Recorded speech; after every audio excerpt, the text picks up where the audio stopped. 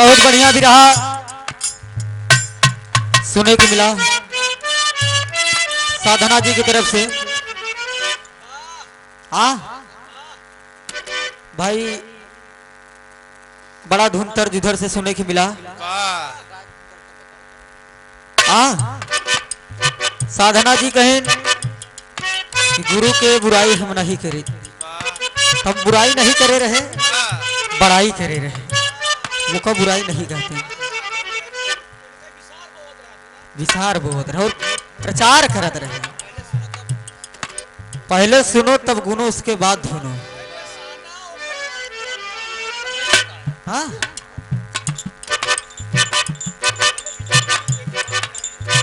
Master साहब गीत की इशारा कर रहे हैं क्या?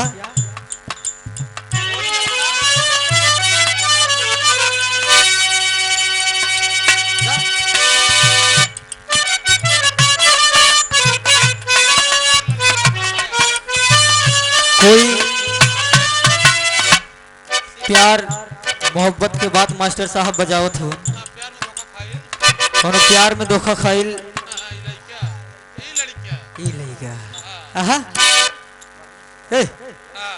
ले रहा कोनो प्यार मोहब्बत के बाद बा, प्यार में जब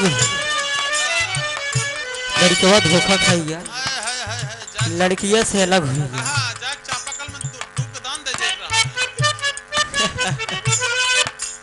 कहना है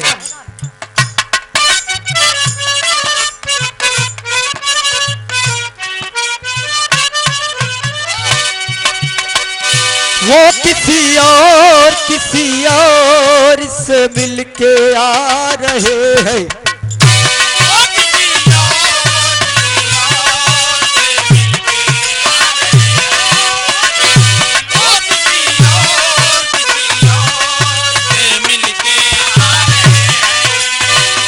वो किसी और से मिलके आ रहे हैं, फिर भी हम इनका इंतजार कर रहे हैं।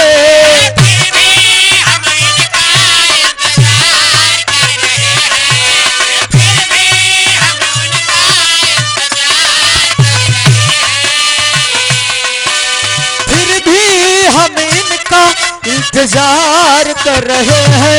एक बेवफा से कितना हम प्यार कर रहे हैं, एक बेवफा प्यार कर,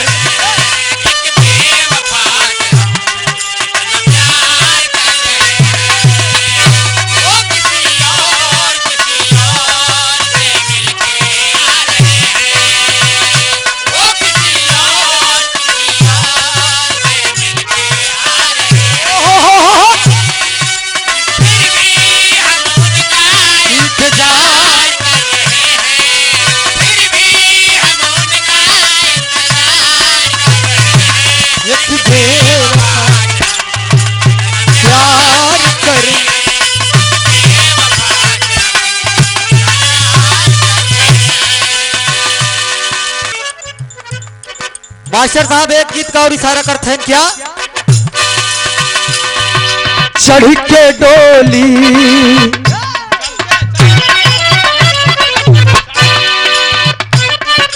चल के डोली दे तू अगर जईबू,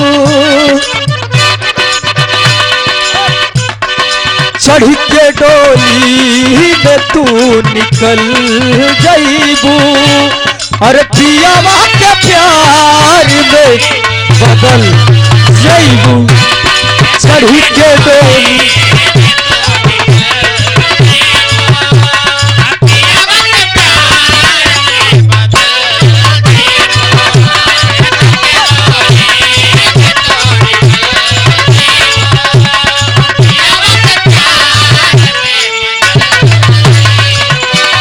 पहले बारू छा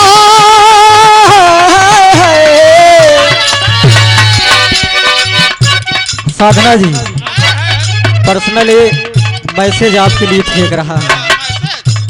पहले बारू छाल फल पैबू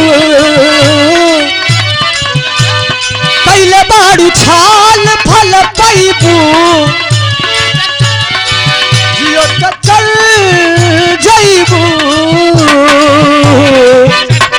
चल के डोली में तू निकल जईबू चल के डोली में तू निकल जईबू और पियावा के प्यार में बदल जईबू चल के डोली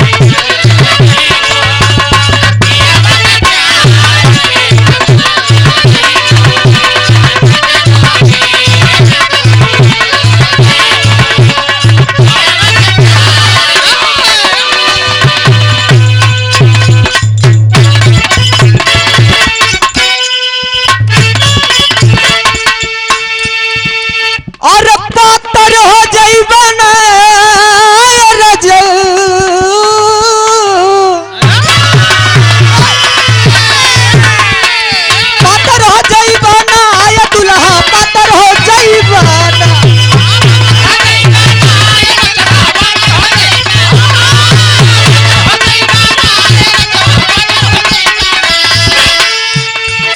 पातर हो जईबन आय दुल्हा पातर हो जईबन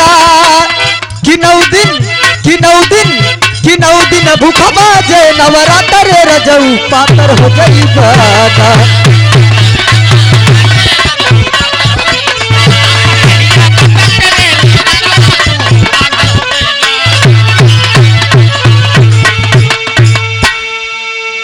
आइए एक छोटा सा भी रहा पौराणिक दास्तान से आप सबको मिलेगा मास्टर साहब छोटा सा भी रहा आइए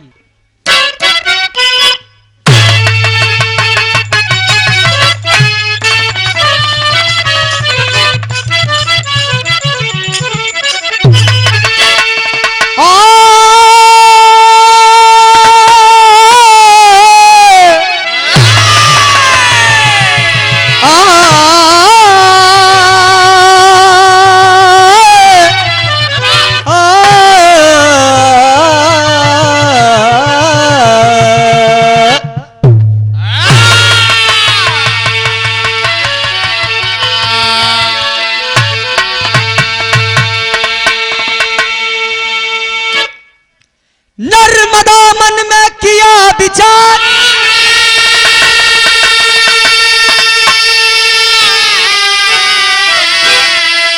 नर्मदा मन में किया विचार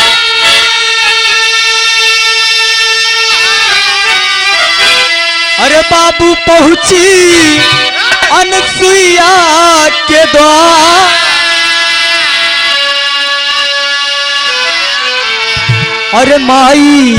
अरे माई अनसुईया से कहने लगी ललकार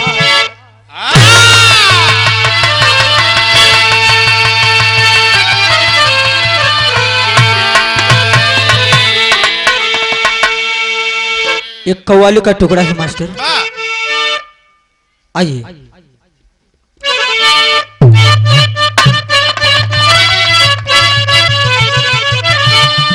यही कव्वाली का टुकड़ा है क्या कि हाय हाय हाय अरे दाई हलीमा गावई अरे दाई हलीमा गावई लोरिया झूलो झूलो रे मोहम्मद झूलना झूलो झूलो रे मोहम्मद झूलना झूलो झूलो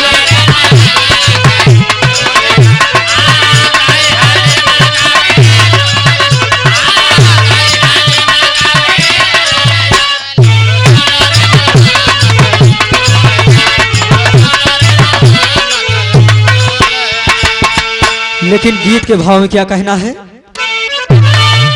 अरे माई अनसुईया जी के आंगना अरे माई अनसुईया जी के आंगना आई आई है बेचारी लेके आंगना आई आई है बेचारी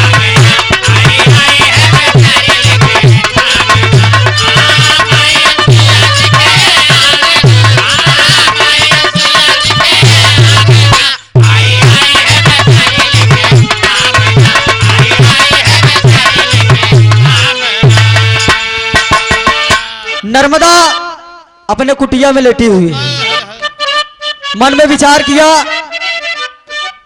कि दुनिया के लोग जितना है मरे के बाद स्वर्ग जाते हैं, मरे के बाद स्वर्ग गए कौन मतलब मिला, जीते जिंदगी जो स्वर्ग जाए वो मतलब मिला। हाँ, मन में विचार करे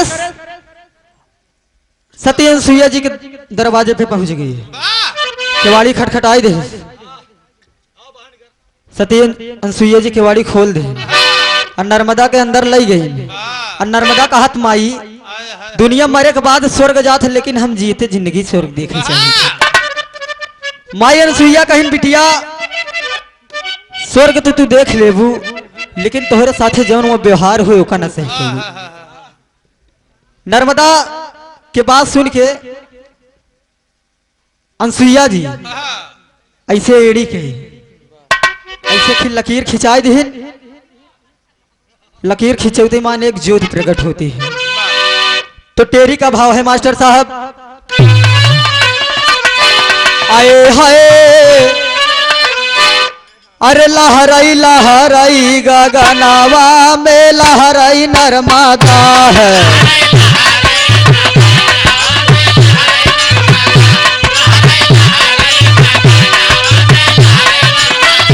प्रगति ज्योत सती के, प्रगति ज्योत सती के, प्रगति ज्योत सती के, प्रगति ज्योत सती अनसुईया के चरणवा गगनवा में लहराई नर्मदा है।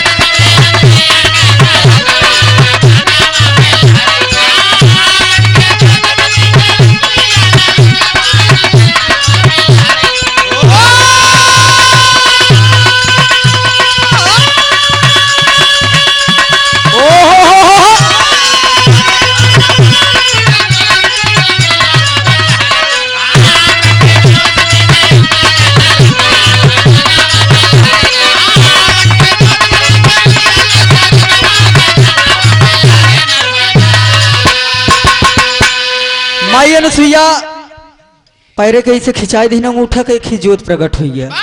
तो ज्योत जब प्रकट हुई है तो होत का बा मास्टर, अनसुईया के चरण कमल से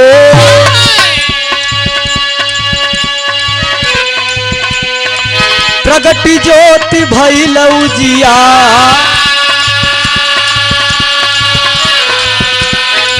चली नर्मदा स्वर्ग लोक तब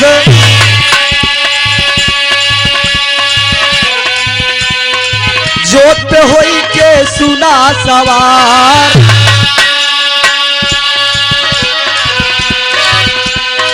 पहुंच गई है स्वर्ग लोक में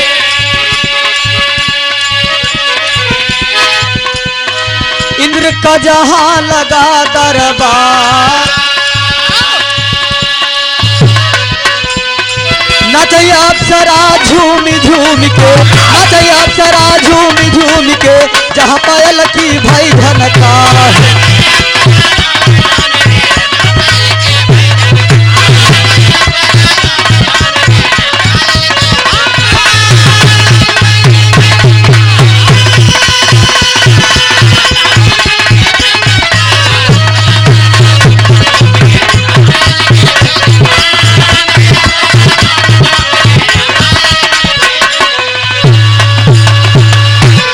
इधर नर्मदा ज्योत पे बैठ गई और जब स्वर्ग लोक में पहुंच गए तो तमाम अप्सराएं देवराज इंद्र बैठा है।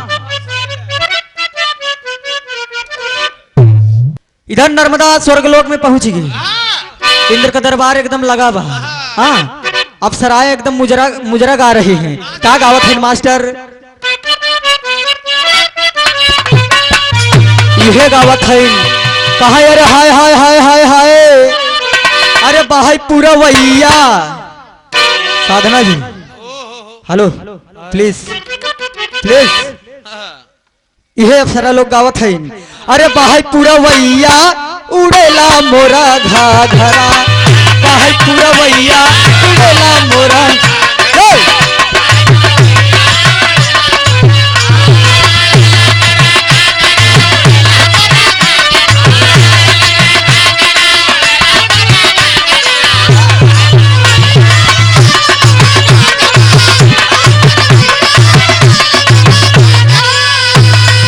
गावत है बैरी पवनवा बैरी रे बैरी बैरी पवनवा मदनवा सताए बैरी पवनवा मदन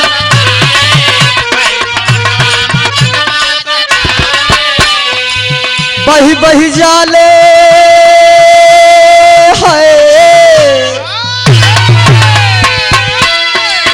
बही बही जाल मोरे अखिया के काजरा बही बही जाल तोरे अखिया के काजरा बह पुरवैया उड़ला मोरा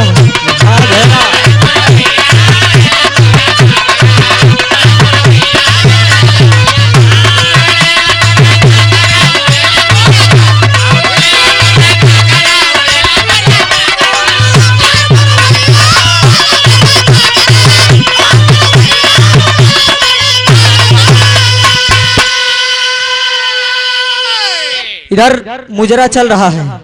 मुजरा खत्म होने के बाद होता क्या है मास्टर साहब? अरे सभा विसर्जन हुई देवगढ़ कैले है प्रस्थान। अरे खड़ी नर्मदा रही अकेले, अरे बाबू मन में करे विचार हो। अरे राम गगनवा में लहरई नर्मदा, अरे राम गगनवा में लहरई नर्मदा। तबल इंद्रदेव का पड़ी गजाई धियनवा। नर्मदा खड़ी है, इधर मुजरा समाप्त हो गया, सभी अप्सराएं अपने अपने घर चली गई, कोई नहीं है। नर्मदा खड़ी में खिल रही। देवराज इंद्र देख लिए, हाँ कोने में एकदम खड़ी है। कौन हो तुम? इंद्र, इंद्र भगवान बुलावत है नर्मदा की। हाँ बुलावत है नर्मदा एकदम डेरात की। पहुंची इंद्र भगवान के लगे। अब भगवान इंद्र भगवान पूछे थे कौन तुम्हें भेजा है? और नर्मदा डेरान एकदम बटुरी जात हुआ। हाँ कहा तो भगवान हमका माई अनसुईया भेजे है। कहीं बतावा अनसुईया तो भेजा है? अरे मान लो सती वो है तो वो आ सकती है। दुनिया भर ठीक है लेकिन कि स्वर्ग लोग घुमौते रही तो होता क्या है मास्टर? राधे श्याम का भाव है, यही से है मास्टर। अरे सुन नारी नर्मदा नालायक, अरे सुन नारी नर्मदा नालायक, अरे विधि का ना कुछ सम्मान किया। अरे नारी शक्ति को भूल गए, चरणों से ठोकर मार दिया।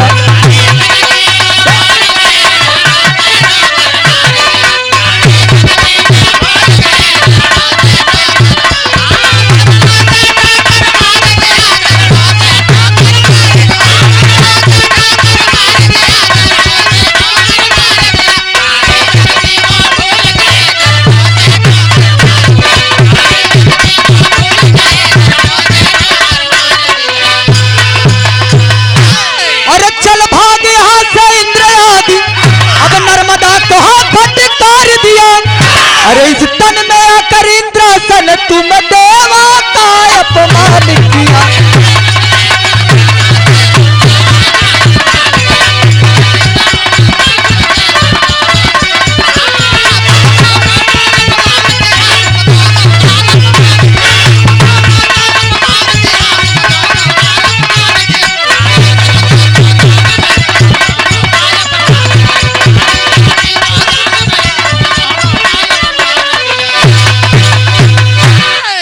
इंद्र भगवान अपना पैर उठा के नर्मदा को मार देते हैं। जब भगवान इंद्र पैर उठा के नर्मदा को मार दिए और नर्मदा स्वर्गलोक से मृतलोक पे जब गिरी, माई अनसुईया से थाम ली हिमाचल में। कहन की बिटिया हम कहे रहे ना वो जौन तोहरे साथे हुई तो सही न पबू। कहन माई हम एक बदला ले। जब नर्मदा कहे माई एक हम बदला ले, तनसुईया माई कहते हैं बिटिया तो ऐसे न बदला ले पाबू, वो कभी तो शादी करे पड़े। तब जब इतनी बात माई अनसुईया नर्मदा से कहीं तो नर्मदा का कहत बा,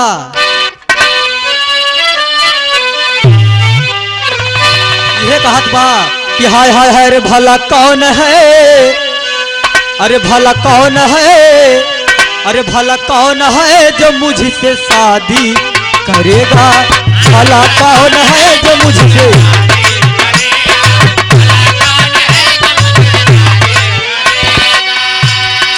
कौन इसी अभागन है, अरे कौन इसी अभागन के सूरत पे मरेगा, भला कौन है जो मुझसे शादी करेगा।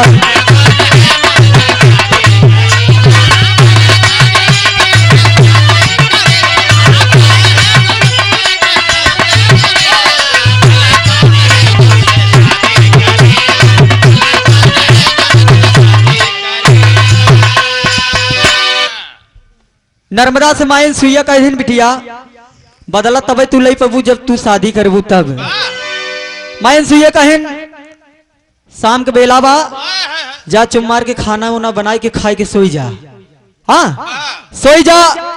सवेर जब होए जब केवाड़ा तू खोलू जे पहले तोहरे सामने आई समझा वही तोहार दुल्हा चाहे कुकुर बिलार ऐसा होबे नहीं करत। हो जाता बड़ी गति होबे नहीं करत ऐसे। बहुत गति होत भाई। अनुसुईया बताए दिन के जा बिटिया खाना बनाए के खाए के लेट जा। सवेरे जब केवाड़ा खोलू जे तोहरे सामने पहले दिखाए समझा उस तोहार बियाह। नर्मदा खाना वाना बनाई के गई खाए के सोई गई केवाड़ा बंद कैले है। हाँ केवाड़ा बंद करके सोई गई। सवेर जब भवा किवाड़ खोले जब किवाड़ खोले तो सामने एकदम मोहार के एकदम गड़बड़ कोढ़ी एकदम कोढ़ चुअत चला जात रहा एकदम। और जब नर्मदा देखे कहना बा कहे अरे हाय तोहर नाम लईके, अरे नाम लईके नर्मदा का हाथ कोढ़िया पकड़ के अरे हाय तोहर नाम लईके छोड़ा है जमाना, तोहर नाम लईके छोड़ा है जमाना।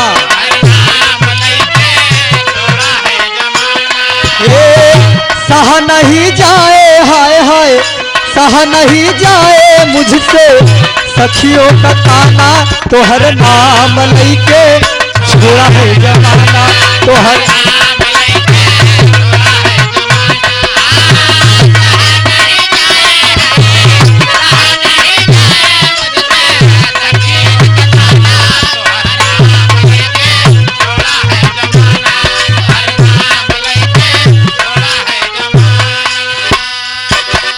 इधर कोढ़िया चला जात बा।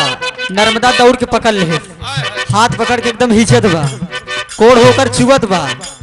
जब कोढ़िया देखे दूरी हटा जात बा कोढ़िया दूर हटा जात नर्मदा एकदम पास चली जात बा। जब नर्मदा एकदम हटत नाई सोचत बा कि पकड़ ही नहीं। हाँ कोढ़िया कहत बा कि तू बहुत नीक यहाँ, तू बहुत सुंदर यहाँ, बहुत ताप किया भगवान तोहका बहुत सुंदर बनाए।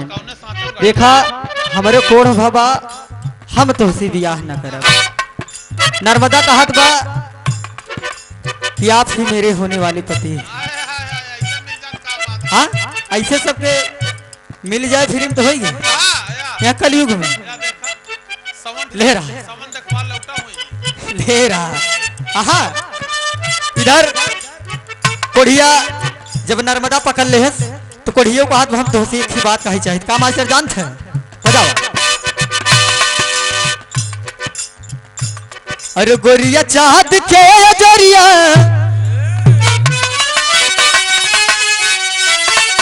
कोढ़िया का हाथ बा कि भगवान तो बड़ा ताप के बनाए हैं। हाँ अरे गोरिया चाहत के जोरिया नियन गोर बाड़ू हो,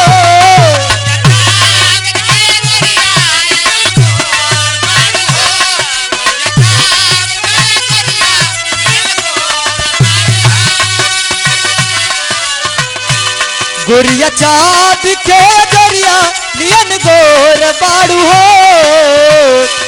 तोहर जोड़ नहीं खे बाड़े तू बेजोड़ बाड़ू हो, तोहर जोड़ नहीं खे बाड़े बेजोड़।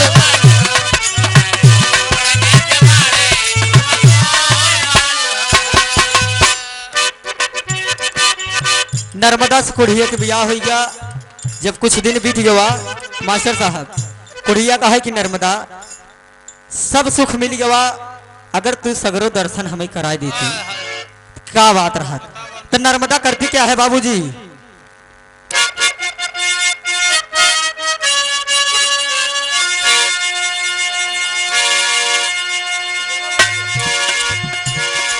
प्रथम नहावन प्रयागराज के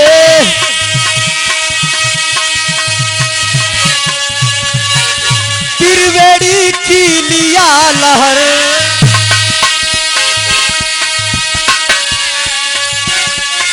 ऋषिकेश और लक्ष्मण झूला,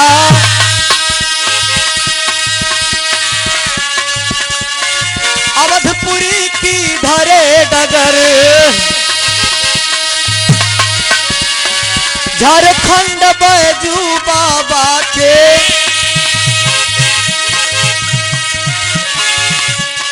दर्शन करते नारी नर,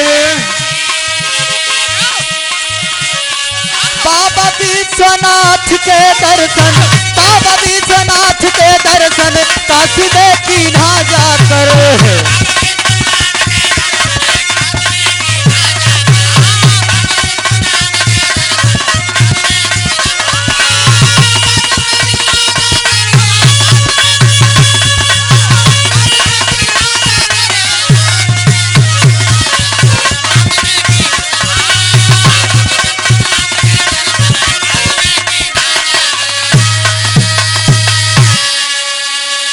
इधर नर्मदा कुढ़िया के सगरो दर्शन करावत बा। उड़ान के भाव में कहना है, अरे पतिव्रता अपने पति धर्म पे रहती थी मकसूद, अरे जेठ मास गई रेगिस्तान में, अरे बाबू कई दिहली भारी भूल हो, अरे राम गगनवा में लहरई नर्मदा, अरे कुढ़िया कही प्यास से निकरई मोर परनवा। नर्मदा दर्शन कराते कराते रेगिस्तान में लेके पहुंच जाती है, रेगिस्तान में लेके पहुंच जाती है, किसी जगह पानी नहीं दिखाई दे रहा है, कुढ़िया एकदम प्यास कुमारी एकदम तड़पत बा। कहा तो नर्मदा अगर पानी पियाई दे तू तो हमारी जान बच जात। तो कहना है मास्टर साहब, नर्मदा पानी हिरत बा, इधर उधर कुछ दिखा दनाई बा, अरे मांग रही है भीख नर्मदा,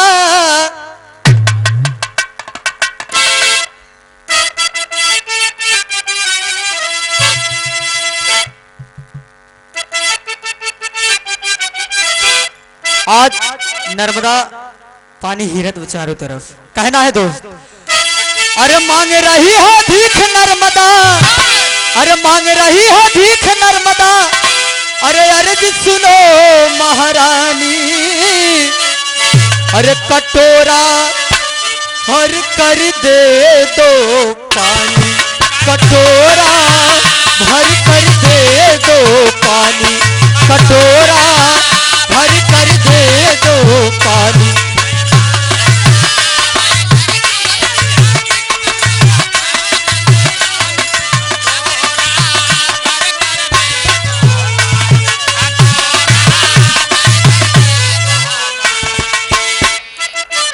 चल नहीं जाता है कुछ न सुझाता है, कहीं पानी ना मिले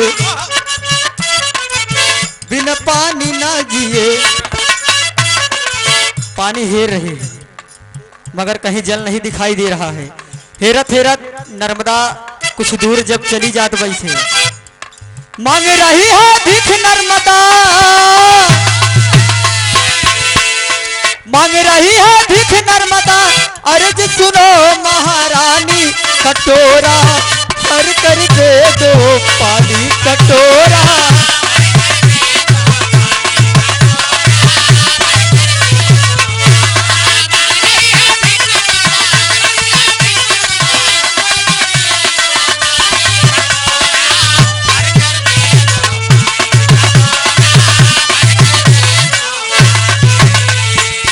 नर्मदा पानी मांगत मांगत कुछ दूर चली गई, देखत बा कि एक ही मड़ही दिखात बा। वो मड़ही में तीनों देवियां दोस्त, माई सरस्वती, माई लक्ष्मी, माई पार्वती, आपन आपन रूप बदल के बुढ़िया के रूप बनाई के मिटकी में पानी लेके बैठी है। नर्मदा हेरत हेरत जब पहुंच गई तो जब कुटिया में गई कैसे महतारी अगर एक कटोरा पानी मिल जात तो हमारे पति देव की जान बच जात। तो तीनों देवियां कहती हैं कि नर्मदा पानी तो का एक ही शर्त पे मिली, अपन ही दोनों पैर काट के अगर हमका सबके दे तो पानी लेके जाए। इतना बात जब तीनों देवियां नर्मदा से कहते हैं तो पापड़ का भाव है मास्टर।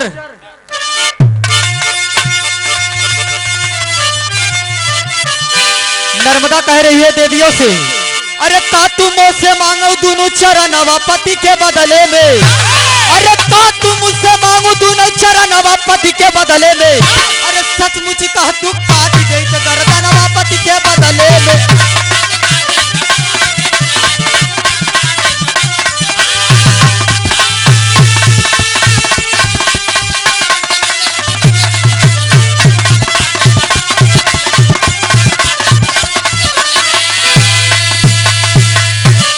अरे लिया कटारी हाथ नर्मदा अब तनिक देर न लाई हो, काट के दोनों पैरे देखो देवियों को दिया चढ़ाई हो, अरे देवलोक से बरसई लगा सुमनवा पति के बदले में, अरे देवता सोचे लागे अपने मनवा पति के बदले में। नर्मदा दोनों पैर अपन काट के देवियों को दे दिया, कटोरा में पानी लेके एकदम घिरे घिरे जात बा, घिरे घिरे चली जात बा। तो होता क्या है मास्टर, खड़ी के भाव में कहना है,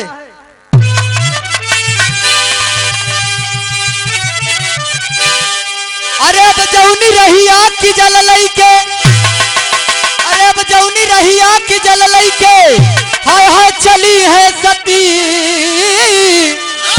अब जौनी रही आग की जल लई के चली है सती, तो धरती फाटत गईली बहली निकली नर्मदा नदी।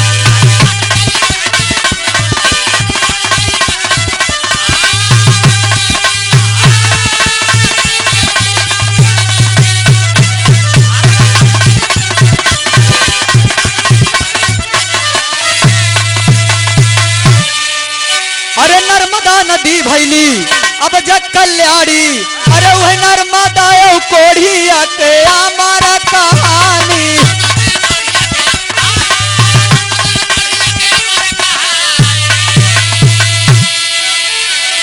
तो कोढ़िया काम देव ला गई, अरे नर्मदा ला गई जसरती, तो धरती फाटत गईली बहली निकली नर्मदा।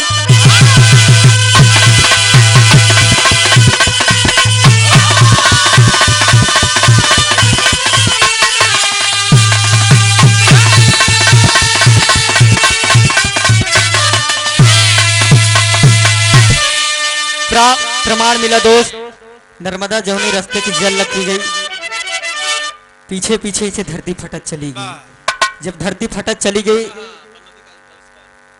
वहीं से नर्मदा नदी की उत्पत्ति होती है। तो लास्ट लाइन में कहना है मास्टर, अरे स्वामी गीतानंद संत कवि यादव रामधार, अरे जुगनू हैदर अली चले गए, अरे अब चंचल स्वर्ग सीधा,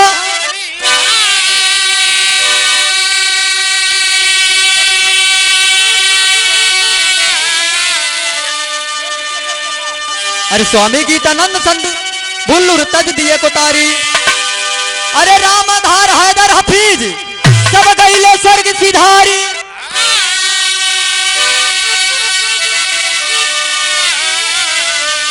अरे राम गगनवा में लहरई नर्मदा, अरे राम गगनवा में लहरई नर्मदा, गवैया रोहित के बजानपुर भवनवा, गगनवा में लहरई नर्मदा।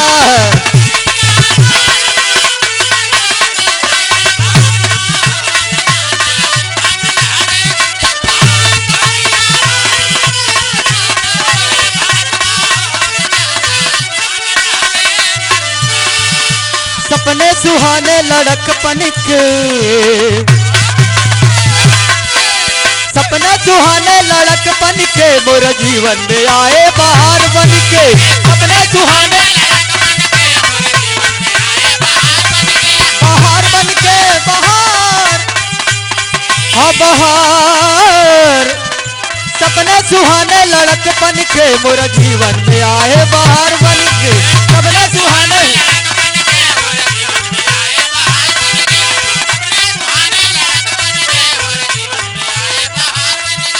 मोर जीवन में आए बाहर बन के